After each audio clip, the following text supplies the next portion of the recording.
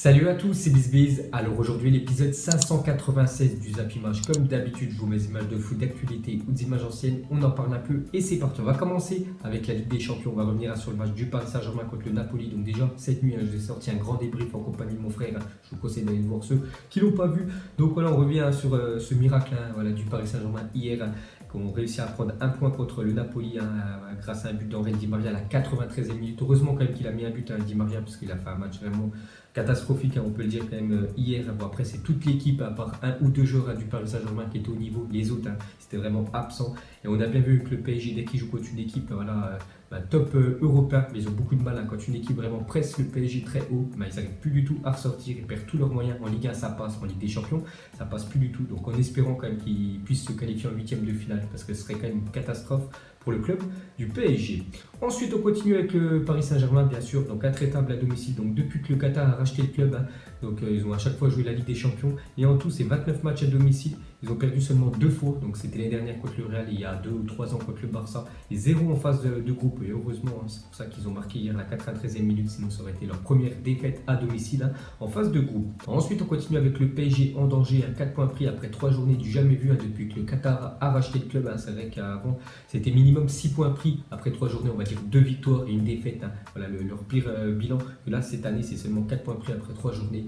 Donc voilà, ça va être compliqué. Bon, il reste 3 matchs, donc 2 à l'extérieur, 1 à domicile. Maintenant, ça a eu de faire le taf. Ensuite, on continue avec le PSG à 6 buts encaissés en 3 matchs. Donc, on sait qu'ils marquent beaucoup de buts devant. Ils ont encore mis 2 hier, ils avaient mis 2 à Liverpool, 6 contre l'Étoile Rouge de Belgrade. Donc, tu as beau marquer plein de buts, si derrière, tu prends beaucoup de buts, tu ne peux pas gagner les matchs. C'est vrai que 6 buts encaissés en 3 matchs, il faut absolument qu'il rectifie ça, le PSG, en défense. Ensuite, une déclaration de Thomas Tuchel à la fin du match. Il a dit: nous ne sommes pas l'Atlético ou la Juventus, on doit jouer plus simple. On a fait trop d'erreurs. Rabiot travaille beaucoup trop pour les autres. Il court partout et laisse de ce fait des espaces derrière lui. Donc voilà ce qu'a dit Thomas Tuchel. Donc déjà, il dit qu'il n'est pas l'Atlético ou la Juventus, c'est vrai. Et hier, ils ont fait beaucoup d'erreurs, ça c'est vrai. Le nombre de ballons quand même perdus par des joueurs parisiens. Mbappé, beaucoup de ballons perdus. Bon, après, il a beaucoup tenté des dribbles et ça n'est pas du tout passé hier. Il y a eu beaucoup de mal Mbappé. La même chose pour Neymar, même si je trouve qu'il a fait quand même un beau match hier. Di Maria, j'en parle même pas. Des passes où les joueurs sont à 2 mètres devant lui, il les loupe. Beaucoup de fautes comme ça, le Paris Saint-Germain. Et c'est pour ça qu'ils ont pêché, on peut dire, contre cette équipe du Napoli. Ensuite, une déclaration de Marquinhos. Il a dit: il ne faut pas dire que la Ligue 1, c'est notre problème. Notre problème, c'est nous-mêmes, parce qu'il y en a beaucoup qui disent que c'est à cause du niveau de la Ligue 1 que le PSG, à chaque fois en Ligue des Champions, là, ils n'arrivent pas, parce qu'en fait, ils ne sont pas assez entraînés. Ils ont rarement des matchs avec de la haute intensité. Donc, Marquinhos, il a dit que ce n'est pas à cause de la Ligue 1, c'est à cause, bien sûr, du jeu, tout simplement, de son équipe. Ensuite, on va parler de Neymar, absent dans un grand rendez-vous. C'est vrai, contre les grosses équipes européennes, mais il a beaucoup de mal à Neymar, parce qu'il fait des matchs sans marquer contre le Bayern, le Real, Liverpool ou Naples. Et contre les petites équipes, on va dire Celtic, Anderlecht ou l'Étoile Rouge de Belgrade, l'Étoile Rouge de Belgrade, d'un coup, il a mis un triplé et un Neymar. Donc il a beaucoup de mal à inscrire des buts contre des équipes du top, on peut dire 5 européens. Ensuite, pour continuer avec Neymar, donc Thomas Tuchel, l'entraîneur, explique l'agacement de Neymar, parce que Neymar, à la fin du match hier, a un peu pété un câble. Donc on peut voir que Neymar, qui en sortant du terrain, n'a pas voulu serrer la main de ses coéquipiers avant d'aller donner un coup de pied dans une protection de caméra, une sortie très agacée sur laquelle est revenu Thomas Tuchel. Donc voilà ce qu'a répondu Thomas Tuchel par rapport à ça. Il a dit: c'est normal, il voulait peut-être avoir une occasion de gagner. C'est totalement émotionnel à justifier. Le coach du PSG, l'arbitre a sifflé, c'est une réaction émotionnelle, pas un manque de respect, un coup de pied. Ah oui, c'est comme ça. Il n'est pas content, il veut gagner. C'est un joueur qui veut toujours gagner. Ce n'est pas un manque de respect, pas du tout. Parce que il n'a pas serré la main de ses coéquipiers du Paris Saint-Germain. Il n'est même pas parti aussi applaudir le public du PSG. Il est directement rentré dans les vestiaires. Il a mis un coup de pied dans une caméra. Donc il est un petit peu énervé du jeu, on peut dire, du Paris Saint-Germain en Ligue des Champions cette saison. Ensuite, on clôture cette page Paris Saint-Germain. On va parler de l'autre club français, c'était Monaco qui se déplaçait à Bruges. Et encore un match à 100 victoires quand même pour l'AS Monaco. Donc ça fait plus de 12 matchs à 100 victoires. Je crois la dernière, c'était le 11 août.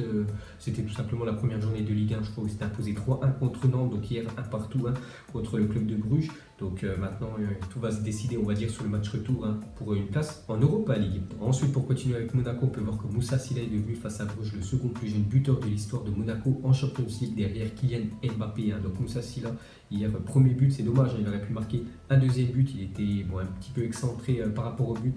Il a tenté du gauche, il n'y avait plus personne dans les buts, il a tiré à côté, il a pu marquer un doublé hier. Donc voilà, bonne nouvelle pour l'attaquant monégasque. Ensuite, à parler des autres chocs, hier soir, on va commencer avec le Borussia Dortmund qui jouait contre l'Atlético de Madrid. Donc c'était les deux premières équipes du groupe, je ne sais plus c'est lequel. Mais on peut voir voilà, que c'est Dortmund qui sont imposés 4-0 contre l'Atlético. Donc une sacrée raclée quand même pris par l'Atlético. Donc un but de Witzel, un but de Guerrero, enfin doublé, un but de Sancho. Donc voilà les gars, les buteurs de Dortmund qui ont écrasé l'Atlético. Ensuite, on continue avec le Borussia Dortmund. Donc regardez le magnifique coaching de Lucien Favre hier soir. Donc Lucien Favre, ancien entraîneur de Nice qui est parti cet été au Borussia Dortmund. Donc à la 63e minute, il fait rentrer Guerrero et en seulement 20 minutes, Guerrero a inscrit un doublé. Et il a aussi fait rentrer Sancho et quelques minutes plus tard, il a aussi marqué. Donc très beau coaching de l'entraîneur suisse. Ensuite, on continue avec Achraf Hakimi, 19 ans, face à l'Atlético de Madrid. Donc c'est le joueur prêté par le Real Madrid à Dortmund. Donc hier, tout simplement, il a fait 3 passes décisives, donc un triplé pour lui. Ensuite, on revient sur Madrid, n'avait plus perdu par 4 buts d'écart depuis septembre 2011, une défaite face au FC Barcelone 5-0. Donc c'est vraiment très rare quand même que l'Atlético concède vraiment une défaite avec beaucoup de buts. Donc la dernière, c'était contre le Barça il y a plus de 7 ans, parce qu'on sait que l'Atlético, leur point fort, c'est quand même la défense. Ensuite, direction l'Espagne, on va parler d'un autre choc, c'était entre le Barça et l'Inter, aussi deux équipes qui avaient gagné leurs 2 premiers matchs. Donc c'est le Barça voilà, qui a pris l'ascendant sur l'Inter, donc victoire 2-0 pour le FC Barcelone. Donc maintenant on verra ce que ça donnera pour le match retour dans 15 jours. Ensuite, on va parler de Rafinha qui a été buteur hier. Donc, elle est le 78e buteur du Barça en Champions League. Aucun club ne compte plus de buteurs que Barcelone dans l'histoire de la compétition. Voilà, les gars, une petite info. Donc, Rafinha, 78e buteur différent, on peut dire, du FC Barcelone. Donc, n'oubliez pas que Rafinha, il a marqué contre son ancienne équipe parce que l'année dernière, il était prêté à l'Inter. Ensuite, des nouvelles de Lionel Messi, présent dans les tribunes. Donc, vous savez qu'il était forfait pour ce match-là. Donc, il était bien sûr en loge, Lionel Messi en compagnie de son fils. Et pour finir avec le match du FC Barcelone, on peut voir la tactique de Marcelo Brozovic pour contrer le coup franc de Luis Suarez. Donc c'est un coup franc bien sûr obtenu par le Barça. Normalement c'est Messi qui les tire vu qu'il est forfait. C'est Luis Suarez qui s'en est chargé. Et en fait on peut voir qu'il s'est allongé parce que le mur a sauté. Et heureusement que Brozovic s'est mis allongé parce que sinon bien sûr ça partait au but. Ensuite pour finir avec les rencontres d'hier, regardez le reste des autres affiches qu'il y avait. Donc on peut voir que Tottenham n'a pas réussi à faire mieux que 2 partout contre le PSV Eindhoven. Donc c'est compliqué pour les deux équipes de se qualifier parce qu'elles ont seulement 1 point alors que les deux autres, enfin l'Inter a 6 points et le Barça 9 points. Donc voilà, c'était vraiment un miracle s'ils arrivent à se qualifier. Enfin surtout Tottenham. Sinon on peut voir Galatasaray contre Schalke 0 partout et Porto qui sont partis s'imposer en Russie 3-1. Ensuite regardez les classements des groupes A, B, C, D après cette 3e journée de Ligue des Champions de Dortmund. Voilà, très belle option pour se qualifier et surtout finir premier du groupe. Dans le groupe B, on peut voir Barça aussi, très belle option pour se qualifier. Dans le groupe C, le groupe du Paris Saint-Germain, donc le PSG actuellement 3e quand même, donc c'est-à-dire le Paris Saint-Germain en janvier, il jouerait en Europa League, donc ce serait quand même une catastrophe pour le club du Paris Saint-Germain. Donc Liverpool 1er, Naples 2e, PSG 3e, donc voilà.